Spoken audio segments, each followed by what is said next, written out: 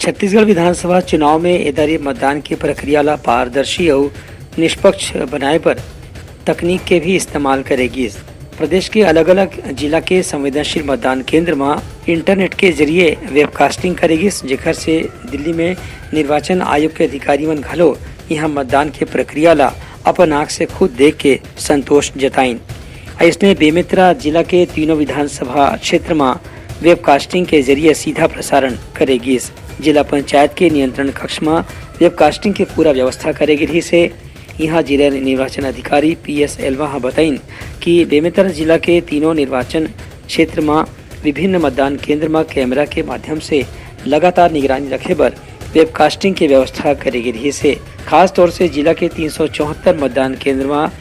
Webcasting के जरिए सीधा प्रसारण करेगी, जिमन ला निर्वाचन आयोग पहले ले संवेदनशील केंद्र घोषित करे रही से उनकर कहने से कि मतदान की प्रक्रिया हर एक केंद्र में निष्पक्ष रूप से संपन्न हुई से यह संतोष की बात है। ब्यूरो रिपोर्ट उत्तलंघन न्यूज।